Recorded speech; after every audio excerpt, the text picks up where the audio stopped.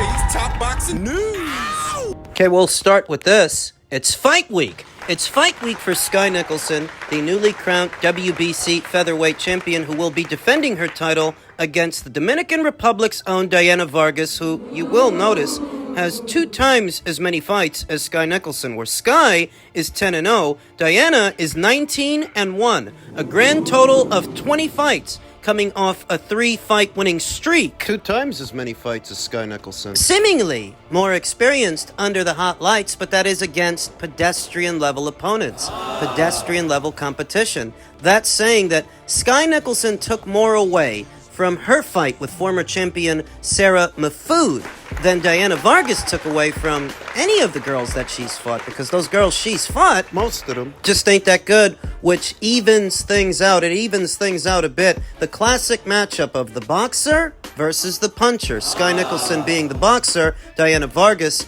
being the puncher. Skye is a southpaw, where Diana is an orthodox fighter. Skye is a mover and a jabber, where Diana is a mauler and a brawler. Their physical dimensions. Skye Nicolson is a long and limber featherweight, athletic and wiry, on her toes, moving around, whereas Diana, she's a bit chunkier, bit beefier, and more flat-footed. Stomps around like a Clydesdale. Meatier thighs that make for a solid base, and in that way she draws more power from the ground up, but it is a trade-off. She is slower on her feet. She's got slower feet, slower hands. She was last in action last month on the 8th opposite the ring Marcela Nieto, who she won a unanimous decision against. I mean, she's been busy. Diana is a busy fighter. She fought 3 times last year, and she's already fought once this one, coming off a 3-fight winning streak after having suffered her first professional loss to her countrywoman, Vivian Rodriguez. Last year. She's had 3 fights since then, and she's already fought 2 times this one. The Vivian Rodriguez fight, after having seen it, now I understand why Skye Nicolson and the matchmakers at Matchroom picked Diana Vargas. Vivian Rodriguez fancies herself a boxer and a mover. She's long and limber like Skye is long and limber. She's a boxer and a mover like Skye is a boxer and a mover. She's cerebral and athletic like Skye is cerebral and athletic, and she beat Diana Vargas, so the matchmakers figure Skye can beat Diana Vargas. That's the hierarchy of thought, the logic. Can she, though? Conventional wisdom would suggest that Skye should win this weekend. She should, because she's long and limber, fast on her feet, with fast hands and quick counters. She should be able to use the ring to out-hustle the flat-footed Diana Vargas. Where it's intriguing. If you've been paying attention to the last couple of Matchroom shows, a good number of Matchroom's Valkyries have been losing. Maisie Rose lost to Jasmina Sopotnetska. Ramla Ali lost to Yemi Mercado. Shannon Ryan lost to Emma Doolin. If you've been paying attention. Last 3 Matchroom shows, 3 of Matchroom's Valkyries lost, in spite of being the house fighter. 2 of those fighters were unbeaten, like Skye is unbeaten. So is Skye Nicolson the next unbeaten Matchroom fighter that's gonna lose? That's the intrigue. That's why you watch, to find out. Conventional wisdom suggests that Skye Nicolson should win. She should, but you never really know. The point being that even in the contest between man and steer, the issue is not certain. Like it's not certain between Skye Nicolson and Diana Vargas. So I'm going with Skye Nicolson, I am. Conventional wisdom suggests that because Skye is a long and limber fighter with long levers, long extremities, she should be able to box comfortably from the outside, as Diana, who's more flat-footed, struggles to close the distance. Skye will stay in character, stay on her toes, spin off the ropes if her back touches them, pivot, get back to the center, hold the center, and walk Diana Vargas into punches, straight punches, and counters from the outside. And she can continue to do this for the duration of the fight at full length, the full 10 rounds, out-hustling her opponent. But Diana is a very strong puncher. I've seen her drop girls, I've seen her stop girls, and the question is, can Diana find the shot that stops Sky Nicolson. She's got power, but your power is only as good as your ability to deliver it. Can Diana? I feel like Sky Nicolson is a better boxer than any of those girls, by and large, a more well-schooled amateur and a more talented professional, so I'm going with Sky. Sky Nicolson on points is the logical choice, though boxing being the theater of the unexpected, there is always room for surprises, but I'm going to go with Sky. I am going to go with Sky Nicolson on points to retain the WBC title. She stays champion this weekend in Philadelphia on the undercard of Boots Ennis versus David Avanesyan. That's my pick. Sky on points. In the main event, we're going to be seeing Jaron Boots Ennis, newly crowned IBF champion, against Armenia's own David Avanesyan. David is 35, whereas Jaron Ennis is several years younger at 27. His first fight under the Matchroom banner. And his first fight at home in his native Philadelphia. His first fight at home in a long time. Jaron Ennis said, when I rang the bell in March, I told my security, I'm going to sell this place out one day. I'm going to fight here soon. A month or two later, I did the partnership with Matchroom and DAZN, and they were able to have me fight at the Wells Fargo Center and make me the main event. It's a blessing. I can't wait. I'm ready to put on a beautiful show and make a big statement. Sporting a professional record of 31 wins with no losses, no draws, 28 knockouts in what will be his first defense of his newly obtained IBF title against a late replacement, sort of a late replacement. It was originally supposed to be Cody Crowley. Crowley's got eye issues, so it ended up being David instead. Is that a step up? I actually think it is. I've seen one or two individuals try to poo-poo on this matchup, poo-poo on this fight, but if it were David Avanesyan versus Cody Crowley, I'd pick David Avanesyan to win that fight. So in that way, this is a somewhat better opponent. More experienced at this level, certainly more experienced than Cody Crowley. David sports a professional record of 30 wins with 4 losses, 1 draw, 18 knockouts, having been knocked out 2 times in 35 professional bouts. Does he kind of look like Oscar Isaac? You think everybody looks like Oscar Isaac.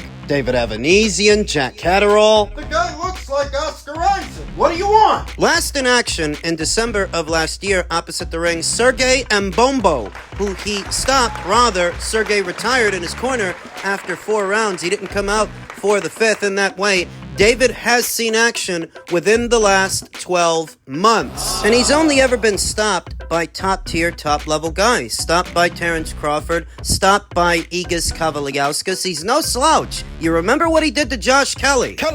Boots Ennis, Jaron Boots Ennis, last saw action in July of last year opposite the ring, Roman Villa, who he stopped in 10 rounds. He looked sensational in that fight, as I said he would. I said that was going to be target practice for Jaron Boots Ennis, and it was, but that was a year ago. He fought 2 times last year, so it wasn't a complete wash. He fought Karen Chukatsian in January, then Roman Villa in July. There was plenty of time to get him back out there, but we all know that he had been fighting exclusively on Showtime, and last year was Showtime's last year in the sport of boxing. You know, they had their issues that they were going through, and I've no doubts that must have had some effect on their ability to get Boots another fight, a 3rd fight last calendar year. This one, he's kicking it off as a Matchroom fighter in what is a hometown fight, a homecoming fight. Now, on paper, and based on everything we've seen so far, Jaron Ennis should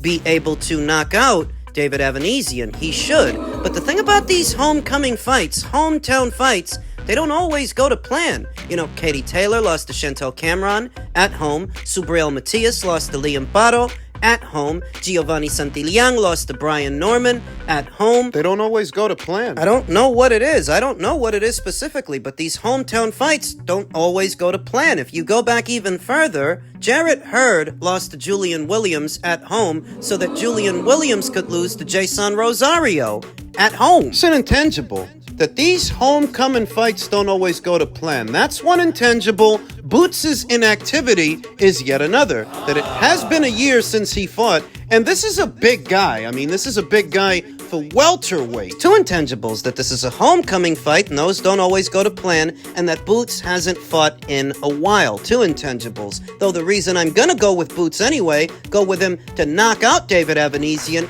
is because stylistically, this is the same kind of matchup that the Roman Villa matchup was. It's the same thing. Boxer puncher versus pressure fighter, with Jaron Ennis being the boxer puncher and David Avanesyan being the pressure fighter. That's what David does. He characteristically gets off to a fast start. You will remember that he got off to a fast start with Terrence Crawford. In the early goings of that fight, David actually was having some success At the start. So because David Avanesyan is such a fast starter and an aggressive guy, tries to maul you from the opening bell, and because Boots hasn't fought in a year, yeah, maybe in the beginning things will get interesting, but after 1 or 2 rounds, when Boots finds his rhythm, gets into a groove, I think he stops this guy. It took Terrence Crawford 6 rounds to stop David Avanesyan. Can Jaron Boots Ennis do it in better time? Can he do it faster than Terrence Crawford did it? You know, he's got some ring rust to shake off, so it might behoove him to let it go a few rounds before he goes in for the kill, but we'll see. I'm going with Jaron Ennis by way of knockout. What is it about boxer punches that gives them a tactical edge over pressure fighters? It's a bit of a nature versus nurture kind of argument when you think about it in long form, but the gist of it is boxer punchers box when they need to and punch when they need to. They can alternate between offense and defense more than, say, a pure boxer would. Pure boxer, well, that's mostly defense. So without some more offense, to get some respect from that pressure fighter, you know what ends up happening? What? The pressure fighter ends up outworking the pure boxer, giving him a hard time. Because they won't get out of their way, stay in their face, crowd in the pocket, throwing punches in bunches, where pure boxers are more economic. The difference between the pure boxer and the boxer puncher asserts themselves a little more if you stay in front of them too long. You stay in front of them too long, they're gonna make you pay for it. And they commit to their punches. More than a pure boxer. Pure boxer doesn't really sit on their shots. They're on their toes, on the balls of their feet, moving around, where a boxer puncher can be more assertive. Land with authority. Now, why specifically? Why that is, I don't know. It's a nature versus nurture argument. Maybe it's because boxer punchers do tend to be strong punchers, so because they have power and confidence in it, In their power. they are more willing to commit to their punches, their power shots. They throw with bad intentions, whereas pure boxers are more defensive. They throw punches to fend off an opponent, not lay into them. They're not looking for a knockout where a boxer puncher is. Maybe it's because boxer punches have more power, characteristically more power, than pure boxers, and you know what they say about power. Power is something that's God-given. It's something that you're born with. You can sharpen it and amplify it. You can do that, but you have to have it in the first place in order to do that, and that is God-given. Huh? The point is, Boots is a boxer puncher. Boxer punchers characteristically have a tactical edge over pressure fighters. Pressure guys like David Avanesyan. So I'm going with Boots Ennis to do to David Avanesyan what he did last year to Roman Villa. I'm going with Boots to knock him out.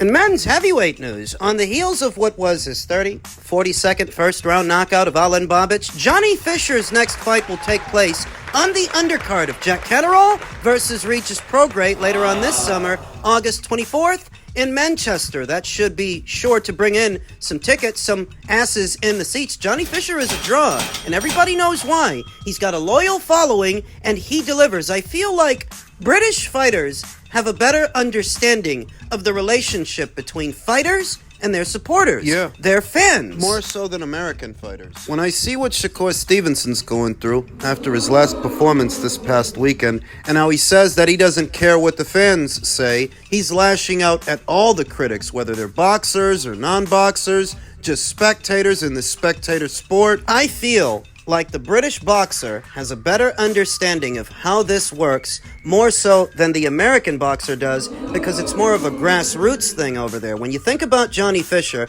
and the loyal following he's amassed over, 12, 13 fights, and how they follow him around, fight to fight, from place to place, supporting him. Is it because they have to sell their own tickets? I don't know if that's a common practice here in America, the way it is over there in the UK. Maybe it is, but it just seems like they understand it better. I remember when Lauren Price was advertising her fight, her last fight, with Jessica McCaskill, and she had to get off the tickets in Wales, where she's from. She said that she was surprised how many tickets she was able to sell. She got a lot of support. And for that support, it feels like the British boxer feels more indebted to the people that support them, the people that follow them, that they have their hands on their pulse, and they understand that better than American fighters do. It feels like American fighters, they just take a lot for granted. Many of them that are making great purses, like Shakur Stevenson, roughly $3 million a fight, to get booed for 36 minutes. And what is Teofimo Lopez getting per fight? This guy had a stinker with Jermaine Ortiz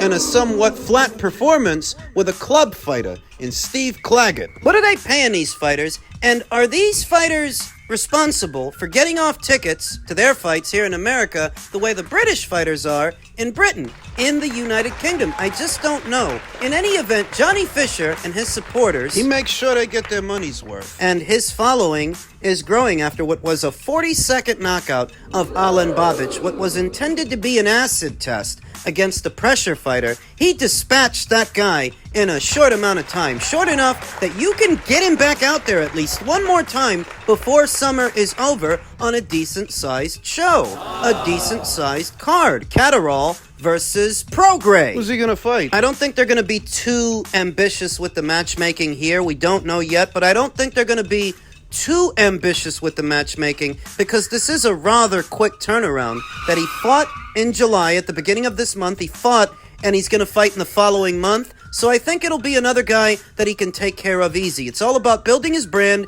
building his following, giving him the chance to get some more rounds in. But they ain't gonna go crazy. I don't think they are because this is an undercard fight. Remember, he headlined his own show this past weekend. The next fight is an undercard fight, and based on that, I don't think they're going to match him too tough, nor should they. Not yet. All things in time, you have to build him up a little more. He's only, 11, 12-0 or something like that? You can build him up to a Dillian Whyte fight. Dillian Whyte said that he's set to return in September. Against who? I don't know. You can turn that into something. Fisher versus White. Not for this year, but next year. Long-term strategy. You get Johnny Fisher 1 or 2 more fights before this year is out. You get Dillian Whyte to keep busy fights so that he can keep busy. And you build it up so you can sell it next year. Dillian would be a great acid test for Johnny Fisher. And his name is still worth something, so long as you can keep him winning. Between Dillian Whyte's familiarity with the audience at large, his experience, that he's more experienced than Johnny, and that Johnny needs experience,